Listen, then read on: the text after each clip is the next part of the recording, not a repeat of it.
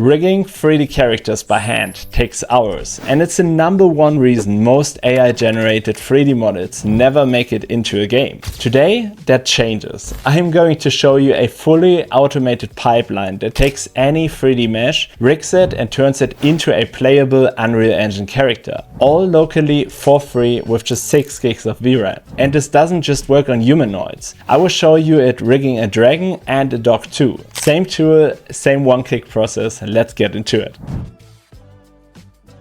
Hey guys, and welcome back to the channel. As always, my name is Philip from Pixel Artistry, and today I'm really excited to show you this new AI rigging tool called SkinTokens. And the great thing is there's now actually also a ComfyUI version for it called ComfyUI SkinTokens, and you will see that here basically it's the tool is completely open source and running under an MIT license. The great thing is it's really easy to install, so I'm going to show you this now. This project is again created by Errorix, so in case you would like to support him, he's putting out really great tools. You can also sponsor him here on GitHub in case you would like to support open source and the project behind it. So to actually install the tool, we need to start at pixel-artistry.com/skintoken, and I will put you as always a link down below in the video description. Once you're here, you will see that you find a direct link to the SkinToken installer and workflows, as well as a link to the Errorix GitHub, which I just showed you, and in the Trellis2 installation guide. You will also see that here is the Trellis2 GGF installation script, but we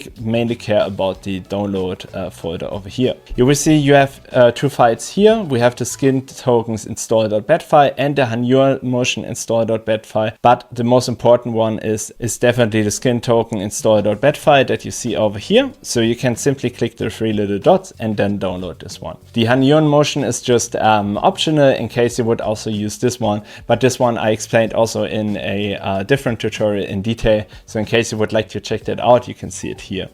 Make then sure that you put the installation file into your add-ons folder in the ComfyUI Easy Install folder. As usual, because I always recommend to go with the ComfyUI Easy Install package, you will also find a direct link down below on the website where you can then install it, as well as Trellis2 and so on to get you set up. But basically in the ComfyUI Easy Install package, which is basically an advanced ComfyUI portable version for you, you will find then an add-ons folder where you can then put in the file. And once you have it then saved here, we can then click on the SkinTokens install.bat, and then it will start the installation basically. Just wait until it ran through. It will also download all models for you and install the dependencies that you need. Please note that I'm here on PyTorch 2.8, CUDA 12.8 and Python 3.12, but this is all set when you follow the Trellis2 installation guide that I will link you down below.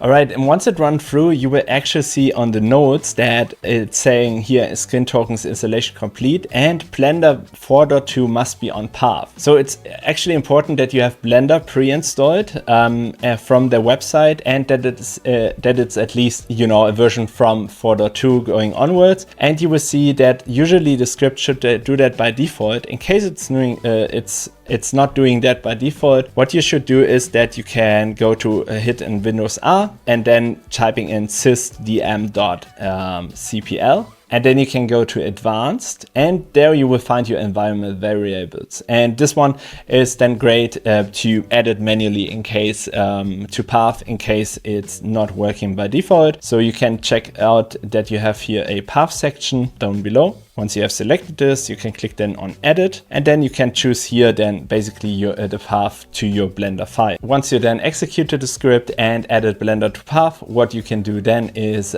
basically that will launch ComfyUI. So you can then go to your ComfyUI Easy Install folder, double click here on start ComfyUI.bat, and then it will load up ComfyUI. And once you have ComfyUI open, we need then of course to open our workflow. You will find the workflows also in the drive folder I just showed you. And here you will find then the workflow that you can download. So for example, we can then download the Pixel Artistry SkinToken default workflow. Just hit here on download. And then once it's downloaded, we can then save it to a location. For example here, but it can be wherever you want, and then you can just open the folder and then drag and drop in the workflow.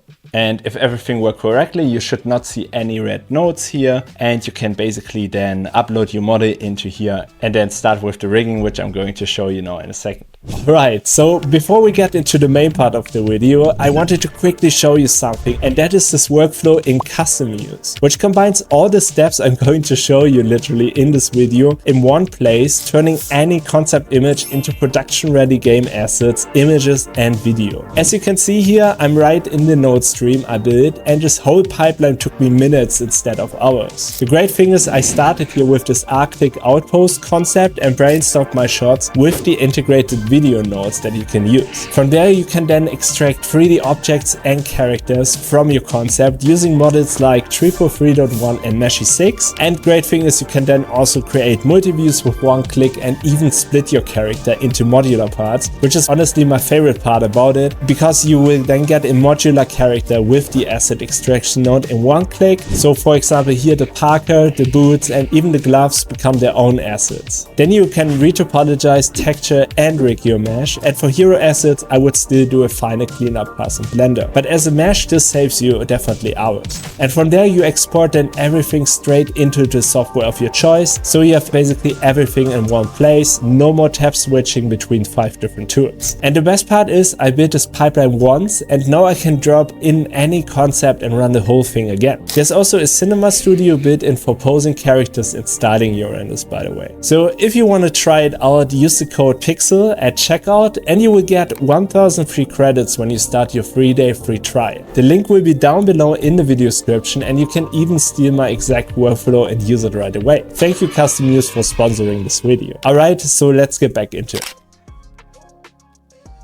Alright guys, so once we have opened the workflow and basically we have no red nodes anymore, you will see that we have 3 different models that we can choose here. I'm sticking mainly with the first one because this is the one that gave me the best results so far. And you will see that you also have here a section where we can upload our 3D model. So I'm doing this here as a test, for example, from a model I already prepared. So here, as you can see, I can upload this kind of wolf character that you can see over here. In case you would like to generate 3D models on your own, you can always feel free to check out my previous Trellis2 videos, for example, where I show you in detail how to generate your own 3D models. We then have also here basically different options that we can choose. And you will also see that we have here a SkinTokens rig generator node. And here you will see we then have, for example, the option to use a skeleton. We can also use the transfer option and the post process, which I usually always recommend to turn on. We also have a use Mixamo option here.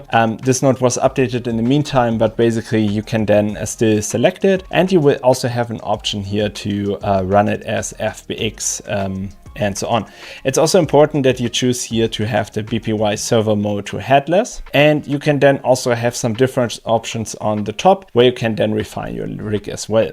To start our workflow is also very easy, so you can either directly use the load 3D and animation node that you have here to then start your workflow, or you can use also the load SkinTokens mesh node on the top, where you can separately upload your FBX file, but we will choose the default one, and then you will see that it's starting here the workflow. You might also notice that it takes some time the first time it loads the workflow. This can be in case it downloads extra models for it, but basically it should then run through the first time, by opening Blender also in the background and then doing the whole process for you. Once generated, you will then see that we have our first rig, and I think this is really impressive because as you can see, we get a rig with fingers in just one click basically when you uploaded your 3D model. We can also even in the viewport, like shift the bones around and so on. So basically to test our rig by choosing the right controls, so for example his leg here and so on. And I think this is really cool to see as a first test,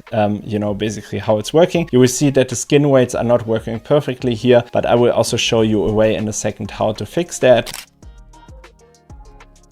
Basically, once you have your rig here, it will be then saved to your output folder, and we can then basically go into Blender, for example, and directly import our character. And this is also really easy by navigating to our ComfyUI output folder, then selecting our model here, for example this one, which was now exported as an FBX file, and then we can have a look at our rigged mesh basically in Blender now with all the bones attached. And you will then notice when we move it around that, you know, our tail is going with it. So an easy fix or quick fix for this would be that we then, for example, go into selecting our armature here, then going selecting the armature and then our mesh, and then going into weight paint. And then on the right side, we can then basically select our bone that we need to change the weighting. So once we are there, we can then, for example, select then also the leg control that we need, like this one. And then what you could do is basically then, you know, remove weights and so on that you don't need by simply just, making the brush larger with F, with R, and then changing the scale and radius basically here. And then just taking, weights away from it. And you will then see after some tweaking, you know, when we did that we then have a way better mesh, at least in the stretching, you know, that the tail is not going with it. Of course, this is a special case for this character. On humanoids, for example, we don't have that problem. The great thing about SkinToken is as well that we can not only generate like humanoid characters, also a lot of other kind of 3D models, like for example, even a dragon, which I think is really cool. Because I didn't see this so far in AR rigging, that you can also rig like super exotic animals or something like this. So let's test that quickly by then uploading here our dragon character, which I generated before. And once it's uploaded, as you can see here, this one I generated, by the way, also with Trellis2. And once it's updated, I can then make some tweaks over here, choosing then also the output format as well, and run it again. But you will notice that you don't need to mess around that much with the setting, because it actually already doing a great job by default. And then once it's generated through, and you will see it only took 180 seconds, we can then have a look at the result as well. And you will see that we then have our dragon basically rigged. And this is of course really cool, because as you can see, it recognizes that we have wings, but also like our 4 legs and even its tail, which is really nice, I think. And we can then also of course test it with all the controls and so on. Same thing I also tested on the stock character that I generated here as well. And here, same thing, I can run it through. And once I ran it through, you will see this is then the result we get. Also here, it's recognizing its tail and ears and so on. And I think this is really stunning to see. So definitely great to check out also with other characters than humanoids basically. Of course, this is not all you can do with the tool, because there is a really easy way actually how you can take a 3D model and then transform it basically into a playable character in Unreal Engine using SkinTokens. And there are some steps to it. You don't need to follow all of them. These are just suggestions, but I wanted to show you my workflow I'm currently using to create those models to also get a high quality texture and so on. So step 1 is basically that I generate my 3D model. And for this one, I'm using the Trellis2 high quality workflow, which I showed you also in my previous videos. You can then upload here our character. For this one, I'm choosing here this guy with this cowboy guy basically with a hat and so on. I'm then choosing here my settings, and I'm using here the Trellis2 GGF Q8 version, and then setting in my settings here. Everything for this workflow is also explained in my GGF Trellis2 video, which you can check out. Basically also has how to set up this workflow and so on. And then once generated, you will see that we get this one here out of the box. As you maybe notice, is that while the model itself kind of works already, also with his fingers split and so on, is that the texturing is not that great. And you will see this here. Basically, this is what we get out of the box with Trellis2, which I think is decent, but we can definitely improve it. Especially, of course, when we import it into Blender, like here. So I'm just selecting my file that I need. And then once we have it then here in Blender, you will basically see, once we look at the topology, you will even more clearly see that we need to refine our model further. So first step I'm always doing is to merge then the vertices. So basically I'm going into the edit mode, then selecting all vertices, going right click, and then hitting here merge vertices basically. And this will then merge all the small holes we have in our mesh by default from the GAB file. And from here on, we can then already export it as an FBX file for our workflow to then take it further into the next step. Next step is now that we need to retopologize the character, and to do that I'm using Hunyuan 3D Studio, which is free, and you can generate up to 20 generations there to also retopologize the character and so on. So I'm going here to 3d.hunyuanglobal.com, and once I'm in here we can then click on 3D Studio, and then once in 3D Studio I will click then on roles, which will then basically open up the 3D Studio. Then I click here on Retopology, and then I can here upload my mesh. Once I then select my mesh, we just need to wait a bit. This might take a while until it's loaded in, depends on how heavy your base generation was with Trellis 2. And once it's done generating, you can see this is then the result we get, where we have a retopologized character here, in this case triangulated. We can then also go to UV unwrapping and then generate our character here to create UVs for our character. This might also take a bit, but we should then have it as well in a few minutes.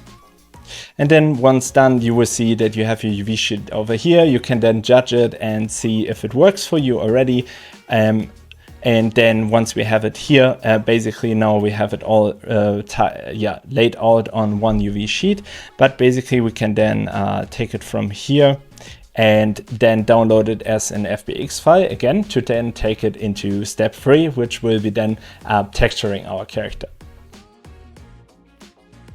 Just for the texturing part, I'm using here the Trellis2 texture projection workflow, which I also showed you in one of my previous videos. And for this one, we might need to have a GLB file. So I'm just making sure to import it first, my character as an FBX file, our retopologized one, and then simply to re-export it in Blender as a GLB file. Then guys, as you can see, I took it into the texture projection workflow, which I also showed you. One of my previous videos also will be linked here, and basically you can then directly upload it here, upload your reference images, and then also run it through here for better texture quality. And then once generated, you will see that we get a texture from each angle. Basically, as mentioned, for further details you can check out my video how to set it up and so on.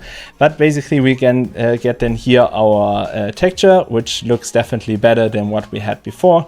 Or locally here, you will see that the backside is a bit ripped at the moment, but we can fix this now as a next step, because I'm going to load this mesh into Modddif. And inside Modddif, as you can see, I imported here as a character. It's under modddif.com, so I will also put your link down below in the video description. But basically we can then create here a new layer and then, you know, make a selection basically for the part we would like to change. For example, here his face I would like to have refined. So I just chose it here, repainted it, and then generated from here. And great thing is Modddif is also free to use, so you can use it for free in the 2K version, and you can then really easily repaint details onto your mesh basically. I did this then also for the backside, for example, as you can see here, to then paint additional detail, to then fix the texture and paint like additional detail that we don't have any other projected textures on it. Once you are then happy with your textures, you can also go here to the save option and then save our file. So I called it here just something like textured mesh obj, and once we have that, then we can then again going back to our skin token workflow that I showed you before. So you can just open this one, and here you will then notice that we can then upload our textured mesh that we just exported from Modddif. So I'm going to upload this one now, and then once uploaded here, what I can do then, and you see we also have our texture and everything attached, which is great. And once we have that, then here is that I'm going into the node again, and you can see this is the latest version of the node we have right now, and this is how it will look for you as well. We can then also choose here Unreal Engine 5, because we would like to import it there as a playable character later on.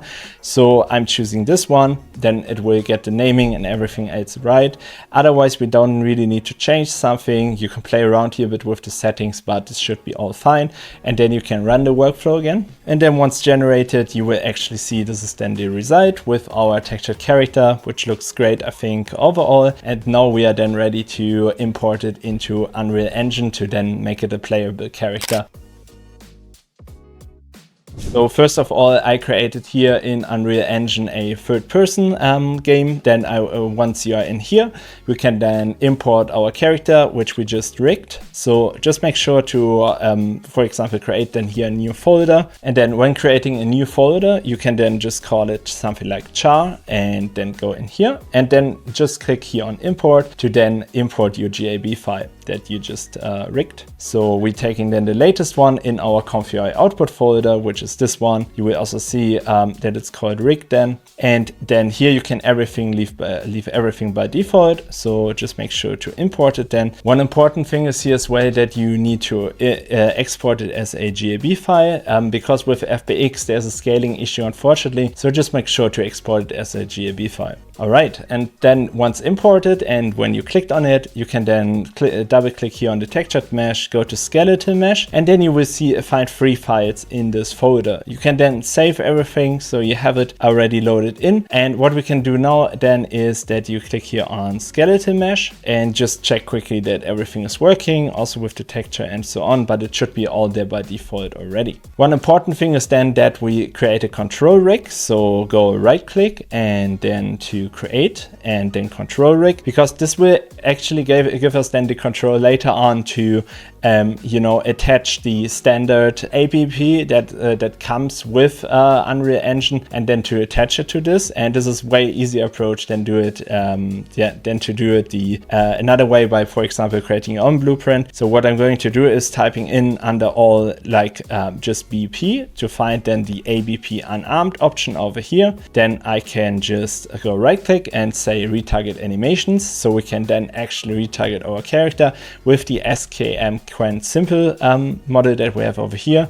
Make sure then just to select your mesh over here that you have. It might look a bit distorted as you can see here, but it should be no problem for now. So search BP, then we're going to retarget animations, and then in here just choose your mesh. And then you will see that it's a bit offset, but it's no problem. But you will basically see that they're kind of in the same pose already. Then just make sure that you select everything here and then click on export animations.